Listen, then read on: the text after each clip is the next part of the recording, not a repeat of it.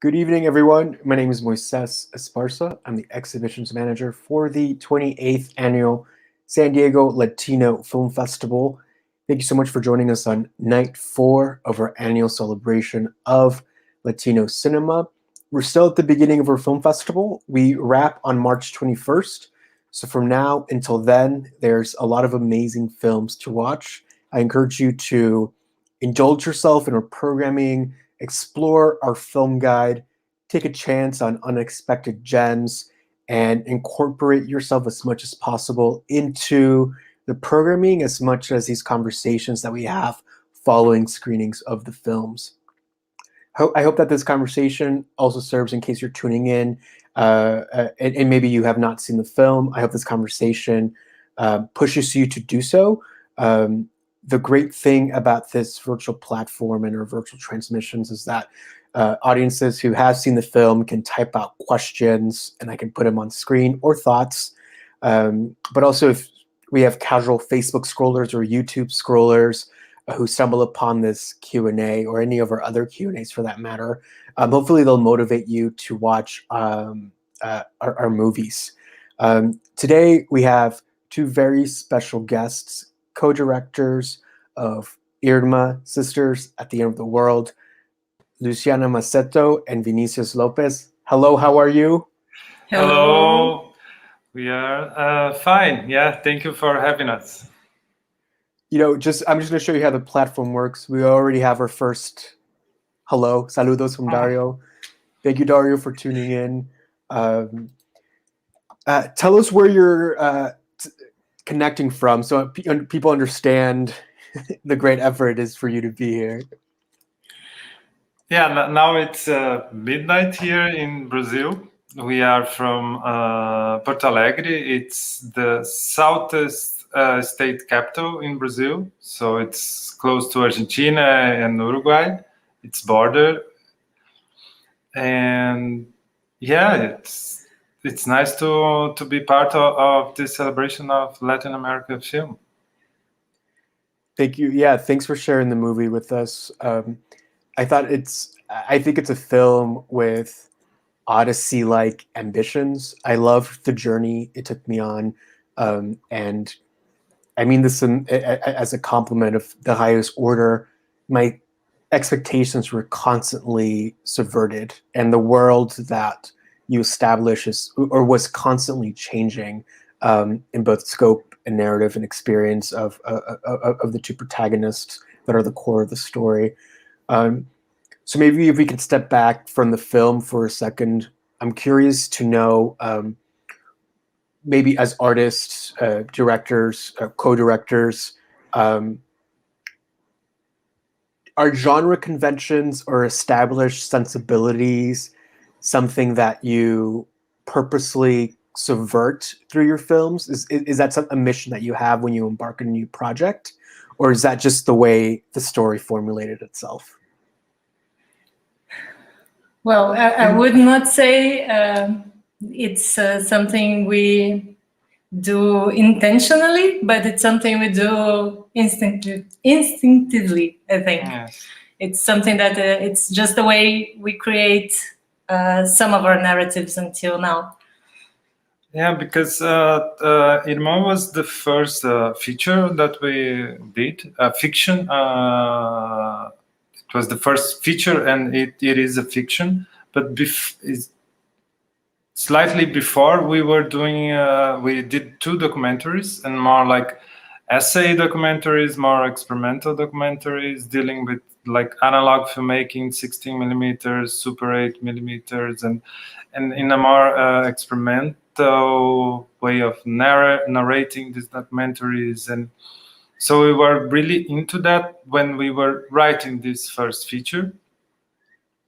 So it was, these other projects influenced a lot the way we wanted to tell this story. So when we start filming and shooting the film, we were very influenced in this essay way of portraying a story, that you can wonder and shift and not conclude an idea and propose another, and going in that direction, and not precisely develop like this genre. We wanted to flirt with them, but not so the movie will go on like this. We wanted to always give the instability feeling, and for us it was very attached to the moment of the main character. So for us, makes sense. Also, we were on that with that feelings because of these other projects. But for us, it also makes sense with the story and the moment that the protagonists are there. It's really uncertain, and a moment that they don't know what the future of their lives will be. And as you grow up, you also are uncertain about things, and you are feeling uneasy. So for us, it makes a lot of sense to go and subvert expectations, and never let the film to be not safe, but trying to subvert what you would expect that would come next. We wanted to always like keep pushing the regular fiction, like the carpet of the regular fiction. Always, like, we always wanted to push in a different direction when you are used to some moment and then go to another. That was, it's not in all projects, but this one was very particular in this sense, I think. Yeah, safe is not a word that I would ever associate with this film, and that's why I think it's so wonderful. And interesting that you mentioned that you came from this kind of essay documentary tradition that's very free-forming and can go via different avenues. I'm wondering, and this is just maybe my conjecture that I'm making upon your film, but I wonder if that nature maybe translates into maybe some of the more whimsical moments of the film, or some of the more, I guess, films that are closely related with magical realism, perhaps, if we can call it that. So maybe if you can talk about those, the formulation of those aspects. Você pode começar, Wilson. Yes, for us, the idea was, the beginning, the main idea would be that you have this little girl, and it's not like it's out there in the film, but you always have a sense there is something special with this girl, and maybe she's even able to do something that it's not natural, or maybe fantastic in a way. And then it goes further on, and then you really have a bigger sense of that. So for us, and in this two sisters world, this is possible. So this possibility of this fantastic is possible. So to build up this relation between them, it needs to be like natural in this world, that these things can happen in a way, because it's part of their reality. Because the older one, that is kind of the main protagonist, they both are, but the one that makes the film move on, it's the older one. So in her reality, these things are possible. She has a younger sister with incredible possibilities, and so the film deals with this fantastic layer in a very naturalistic way. It's never surprising, or it's never something that they don't expect. They expect that, and it's natural for them. So I think it's close to this idea of the literature, like with this magical realism, when it's common in a certain reality, those things. So it's not a surprising thing or anything like that. True. And also the way we decided to create these moments, these more magical moments, let's say,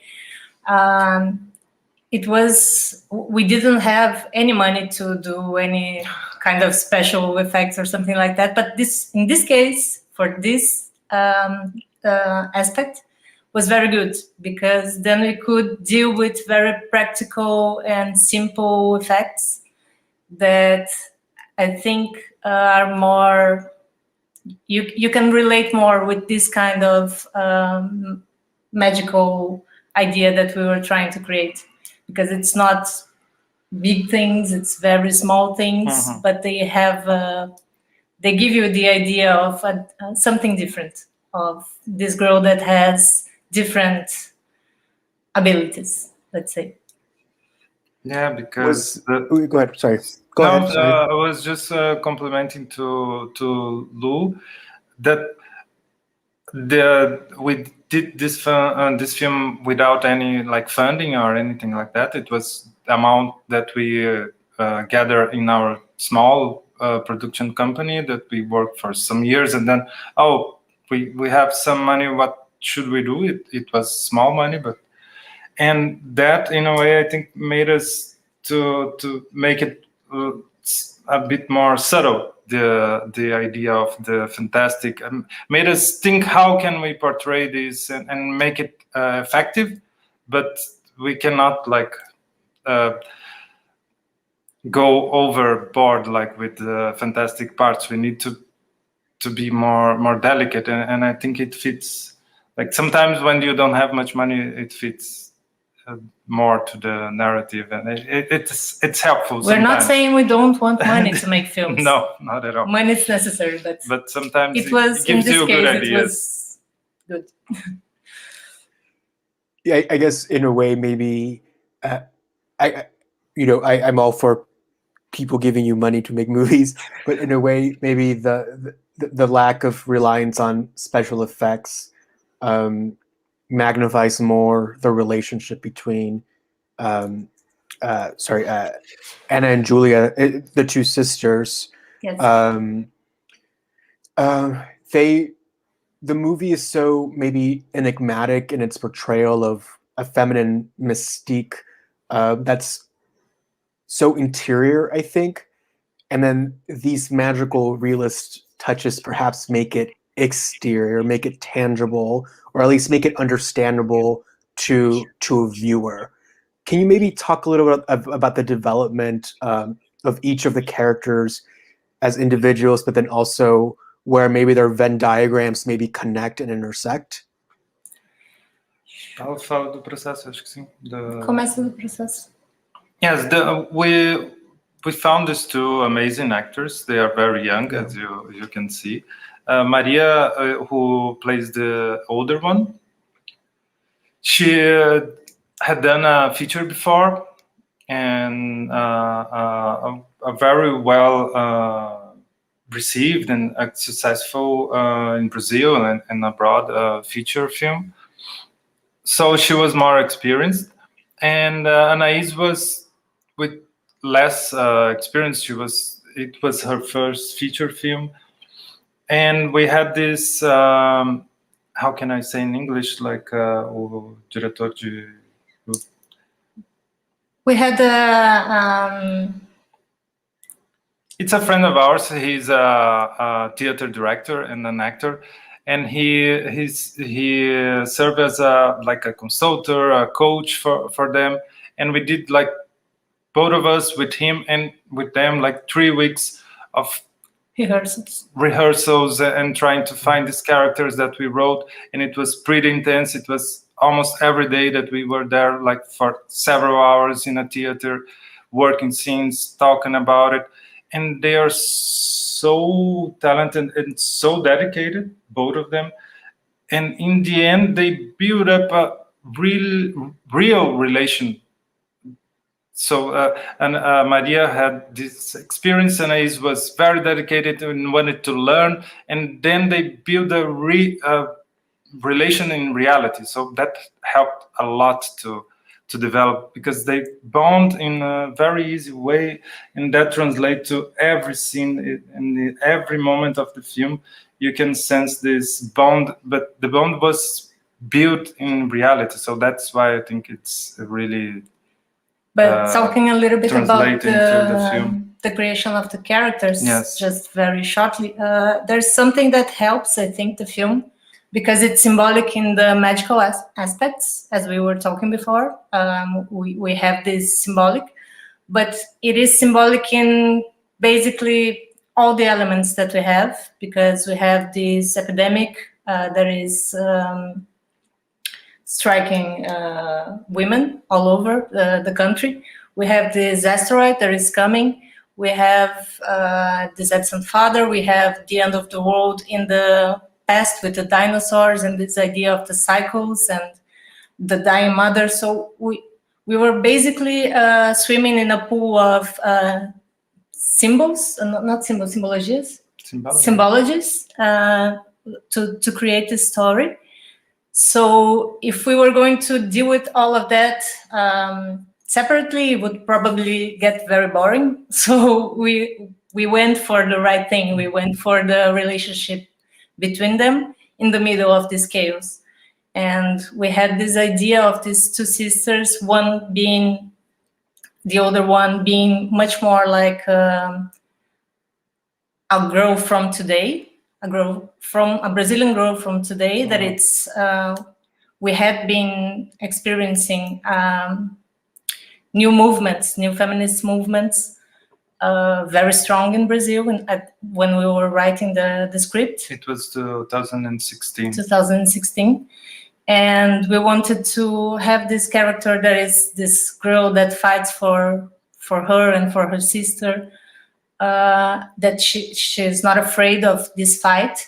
But then we wanted to have this other girl, the younger sister, in a character that we created in a more utopic way. Like we were thinking about how could be a girl, a young woman, if she was never taught to be so frightened and to behave in certain ways because of the way our world is, that is a very sexist society. And what if she didn't have to worry about all of these things, what would she be capable of? So this is where the idea of the superpowers came. And we wanted to put these two girls together, going in search of this absent father, to not to go ask him for help or protection, but to have this meeting, that to work things out in their own way, not on his way. So yeah, I guess the portrayal of maybe masculinity, or maybe even like a patriarchal attitude or kind of sensation in the film, is maybe I perceive it as maybe an imminent threat on their connection. I think of the scene where they're maybe at the waterfall, and they're with the young boy who's maybe serving as their tour guide, and they have they hold their breath underwater. And I think that Julia circles around him almost ensnaring him, and he gets up and he walks away dejected. And that scene was, I don't know, it just spoke volumes to me about the power of their bond, and maybe that they don't really need anyone else to show them the way in life. But maybe talk a little bit about how a masculine energy fits or does not fit within the frame of this film, or the frames of this film.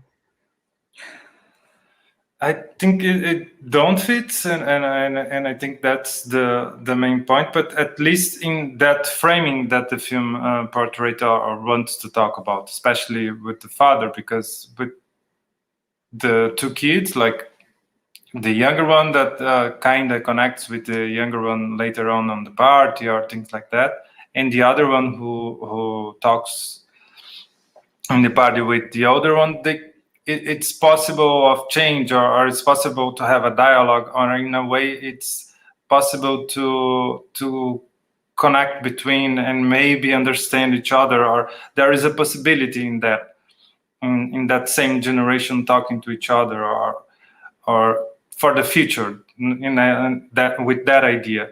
And the father, it's more connected with an old idea, or something that it's unchangeable in a way. So that unchangeable way of thinking, it's not fitting in their relation. That is like the way that we wanted to. So this father, the way he thinks and the way he wants to impose things, they doesn't need that. They are over that. They don't need him. They don't need him to teach them those things that he wants to teach. So it's like he wants to put them like not in a cage, but put them in the way he thinks things should be.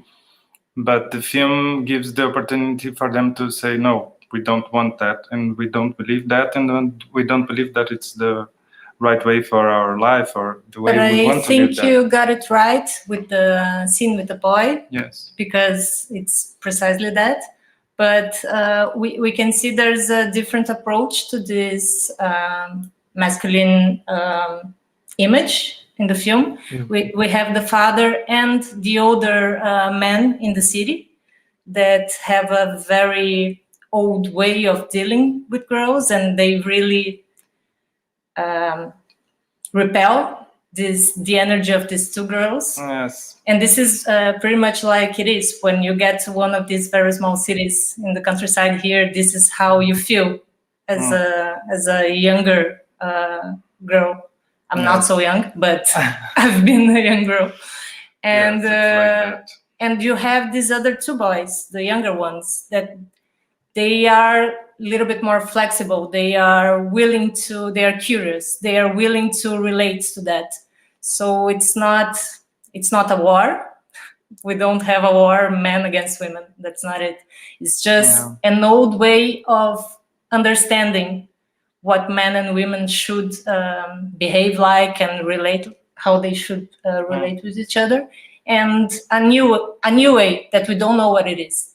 We just know it's been built, and these two young boys are this building of a different future. And there is a thing about Lou said that we wanted to put in this layer of the relation between women and men. It's like they only have this possibility because they have their mother, in the way that they are longing her already. She's ill. She's not strong in their lives anymore. But our idea is that she fed them these possibilities of this way of thinking and this freedom. So now that they don't have this, the possibility of losing that, it's really a menace. So the father comes as a menace in the sense that they were fed with the possibility of being free from something, and the father is coming with a different energy and an energy to put them inside what he thinks that they should be or live or behave or anything. Sorry like that. If we were a little bit confusing on that. No, it's all good. I'm finding all of this so fascinating and definitely enhancing, I guess, the way I look at the film. as a viewer, I feel like I'm always just like, this is what this means, and this is what this means. So this interaction is really, really enlightening, to be honest. Some people may be watching who may not have seen the film, so I want to avoid maybe getting too in depth into maybe any substantial plot points. But two things maybe did stand out to me that maybe I wanted to, or two scenes kind of stood out to me in terms of the placement of the scene's placement in the film, and maybe what they reveal about the characters. Anna and Julia go to a bar. It seems like a dance, and then a gentleman asks Julia if she wants a drink, even though she's a child. And I don't know if at that point she has already put on a lipstick or not, but then she tells him something along the lines of, "I'm getting ready to swallow the world," or something.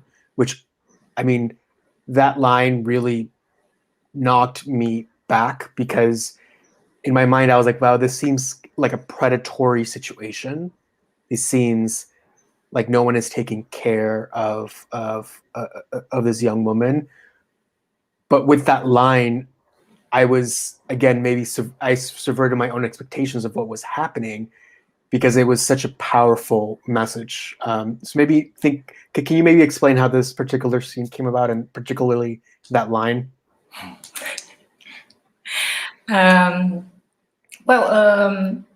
We had this, I think this is the moment in the film where you totally realize that Julia is not weak, or she doesn't need anybody to protect her.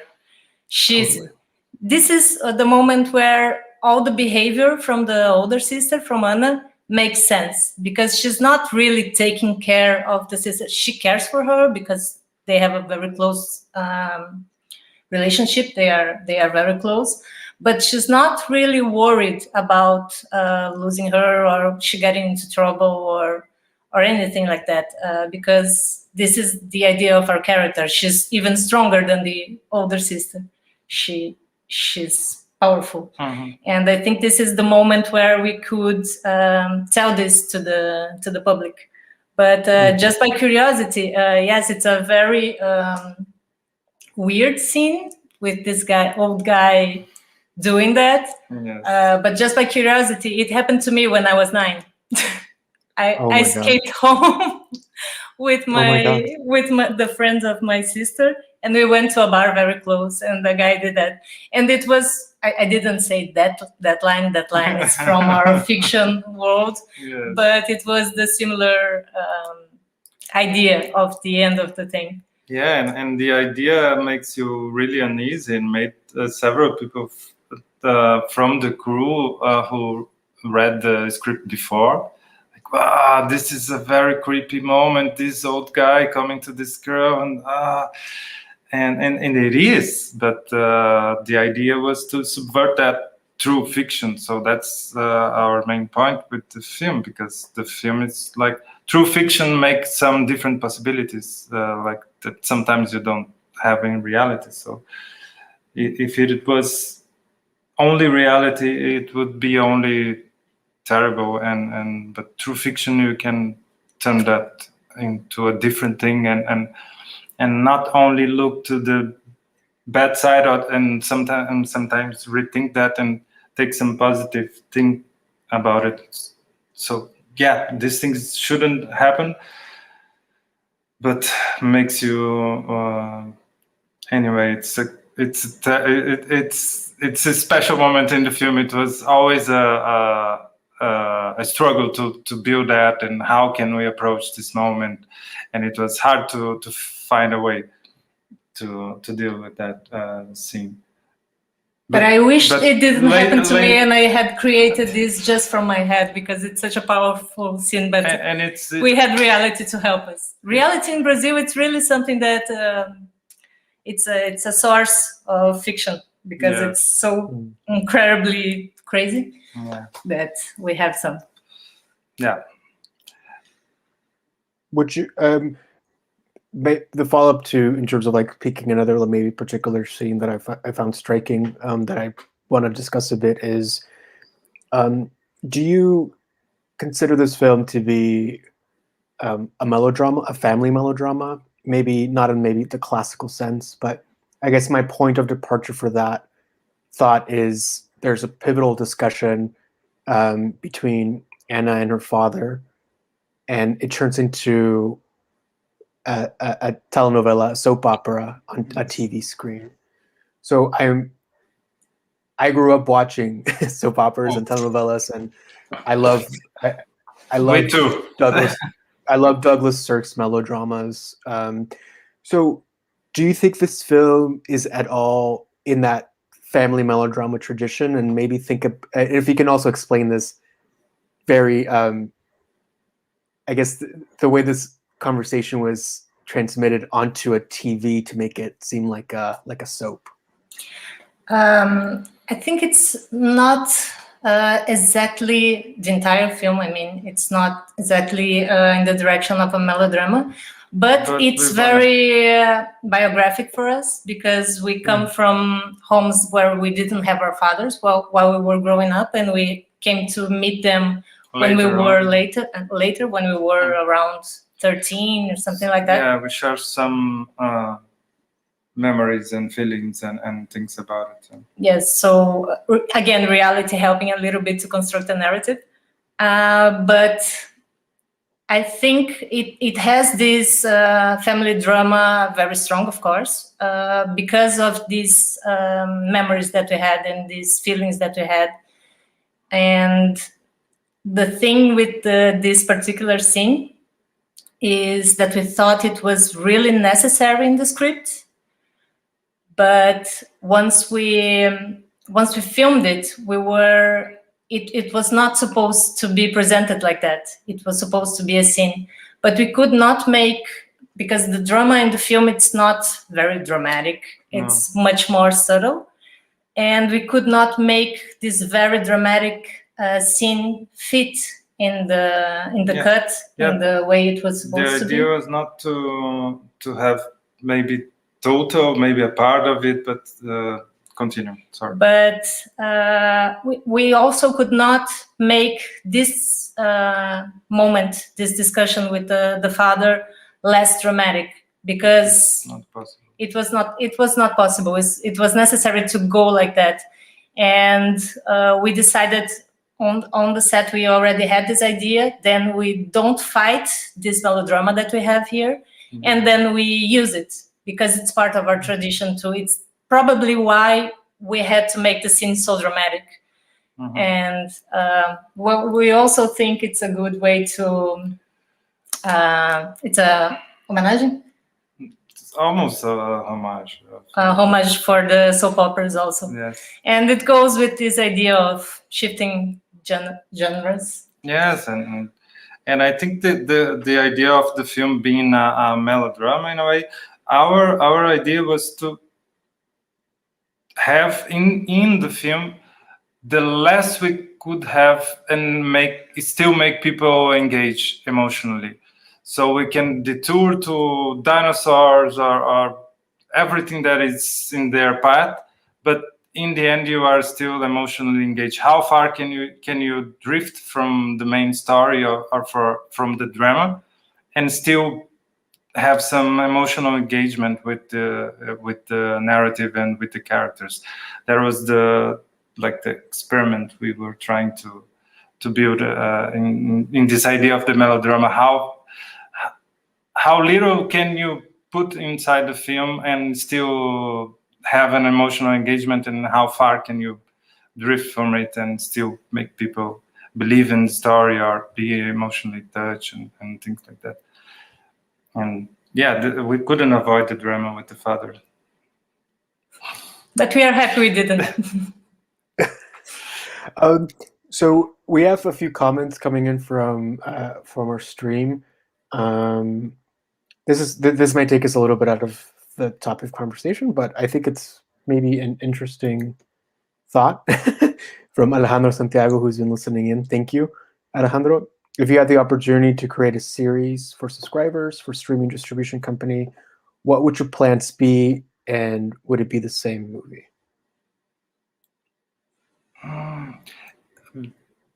It's like if we would do it again, but with this in mind, That's the point. Yeah, right? maybe if you could, okay, if you had to create series. Yeah, I guess maybe if it relates to Irma specifically, how would that look over a streaming series? But maybe I'll expand beyond that and say, if you had to make an original project besides this for a streaming platform, what would it be? Netflix is knocking. They say we want this series. What would that series be? We have as we said before, we did these essay documentaries, and we have projects for that too. But when we go to fiction, at least for now, we have other projects also. But we tend to go to youth in a way. Like our second feature was it's like a fable. It's with the main protagonist is the younger sister. So it's like a sort of a fable for kids, not exactly, but kind of for kids. And we have other projects in that direction for like looking to childhood, looking to youth, and always dealing with some fantastic layer to it, or some magical element to the narratives, and that's what we are working on. We are finishing this one, and the next one it's going because in that direction. Our second feature is almost ready now. It's the final post-production moment, and we are kind of getting together the projects that we have, like the ideas, and starting to. But just to finish the answer, I don't think we could ever do something else with this universe of Irmã, because it was so, we put basically all of what we had to do in that, and I don't know if we would have the heart to go there again, touch that universe again. It's now even though I love the two characters, I don't know if you see their story again, but you never know. You never know. I hope you change your mind, because I want to see. I'd be invested in this universe. Tell us a little bit about the film's trajectory, where it's headed.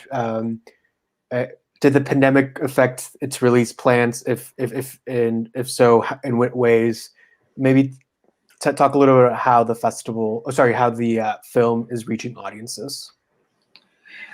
Yeah, the only festival that we could attend and watch with an audience was in the premiere in Berlinale last year, in the Generation program. It was that's a great festival to debut in. That's amazing.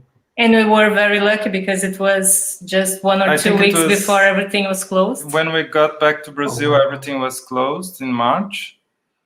And later on, after that, we couldn't go to any festivals, even here in Brazil. We basically didn't leave the house, as many people. Everybody. But then the film went nicely, because it's a film, like we said, made totally independent, without funding, and the film premiered in Berlinale. Then it went to some big festivals here, important festivals here in Brazil, and then it moved to Europe also. It's going to be shown in Toulouse now in June, and in Havana in also June. I don't think they have a date. But it's going really nicely for this really, really, really small project that we had. So we are quite happy. In terms of distribution and showing to the public, like in cinemas, or it's completely uncertain. We don't know. Mm-hmm. What we know is that we already have a French distribution. Yeah, the film will be shown, if possible, in theaters here in Brazil and in France. It's the two places that the film got distribution, but they are both on hold until things get better. In France, maybe in July. In Brazil, who knows? Oh wow. I hope you get to see the film with more audiences in a theater in the near future, to be honest, because I know for sure that I wish that I could have seen this in a cinema. But I'm grateful nonetheless that you were able to share it with our festival under a virtual platform. It means the world to me, and thank you so much for being a part of this conversation. I think I've kept you up long enough with the time zone. Thanks for your illuminating answers, and of course your film. It means the world to me that we screened it. Thank you for inviting us. Thank you for inviting us. It was. Do you have any other closing statements? Yeah, any other thoughts that you want to share with us? No, thank you for talking to us. Thank you for watching and inviting us to be part. We are very glad that the film it's shown there and people are able to see it, because if we cannot be together, at least the film can go and can touch people, and who people knows, can see. maybe more people can see because they don't have to go to the cinema. Let's see. Yeah. We hope that we will be able to go to the cinema very soon all together, because this is the greatest part of a festival. But for now, let's hope we can reach people. Yes. That's the amazing thing about films, that they can travel even if we have to stay in one place, and that's a beautiful thing. Yeah. Thanks once again. I look forward to talk to you in the future. Thanks for this amazing experience, and I hope that you have a great evening. Thank you. Thank you. Ciao. Ciao. Bye-bye.